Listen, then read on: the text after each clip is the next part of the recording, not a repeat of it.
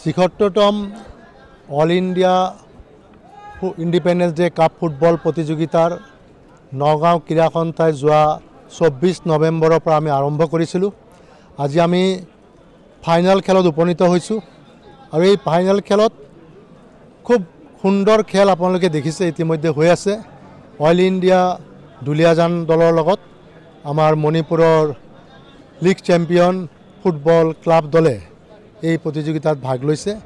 আমি ভাবোঁ এই প্ৰতিযোগিতাৰ জৰিয়তে আমি বিগত ৭৫টা বছৰে যি ইণ্ডিপেণ্ডেন্স ডে কাপ ফুটবল প্ৰতিযোগিতা আয়োজন কৰিছোঁ আৰু এইবেলিও খুব সুন্দৰ খেল আমি অনুভৱ কৰিব পাৰিছোঁ যে বিভিন্ন দলৰ মাজত যি উন্নতমানৰ খেল হৈছে, বিশেষকৈ যোৱা কোৱাৰ্টাৰ ফাইনেল আৰু ছেমি ফাইনেলৰ প্ৰতিটা দলেই যোগ্যতা সম্পূৰ্ণ দল আছিল, যোনে জয় কৰাটো স্বাভাৱিক, কিন্তু তাৰ মাজতো গোটেই নিৰ্ণয়মূলক সিদ্ধান্ত ল'বলৈ ফাইনেলত উপনীত হ'বলৈ সক্ষম হ'ল এই আজিৰ খেলত অংশগ্ৰহণ কৰা এই দুটা দলে।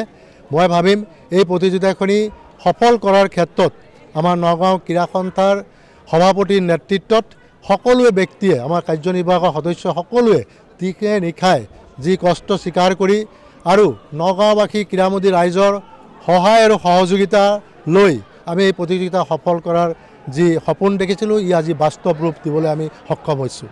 সেইকাৰণে আমি এই প্ৰতিযোগিতাৰ বহল প্ৰচাৰ আৰু প্ৰসাৰৰ ক্ষেত্ৰত প্ৰিণ্ট মিডিয়া, ইলেক্ট্ৰনিক মিডিয়াই আমাক যিদৰে সহায় আৰু সহযোগিতা কৰিছে আমি তেওঁলোকক ধন্যবাদ জনাইছোঁ, তথা জিলা প্ৰশাসন, পুলিচ প্ৰশাসনকে আদি কৰি সকলোকে আমি এই সুযোগতে ধন্যবাদ দিছোঁ যে আমাৰ এই প্ৰতিযোগিতাখনিত সহযোগিতা কৰাৰ ক্ষেত্ৰত আমাৰ ক্ৰাইজ্যোতি স্কুল ঢিং আৰু ক্ৰাইজ্যোতি স্কুল নগাঁৱেও আমাক সহযোগিতা আগবঢ়াইছিল আৰু বিশেষকৈ দৰ্শকৰ শাৰীত থাকি আমাৰ নগাঁওবাসী ক্ৰীড়াপ্ৰেমীসকলেও যি উৎসাহ আমাক উদ্দীপনা দিলে আমি তাৰ পৰা ধন্যবাদ জনাইছোঁ আৰু মই আশা কৰিছোঁ যে আগন্তুক দিনতো ইয়াতকৈ আৰু ভাল ভাল দল আনি আৰু উন্নতমানৰ খেল আমি আয়োজন কৰিবলৈ প্ৰস্তুতি ল'ম।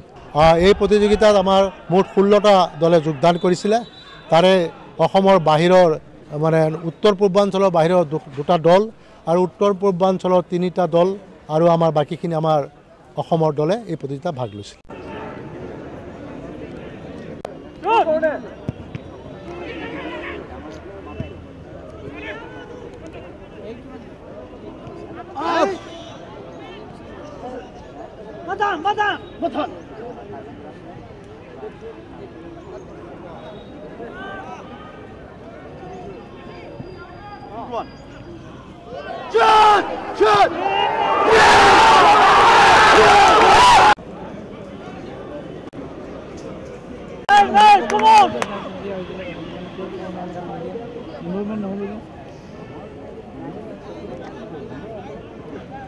Come on! Little bit.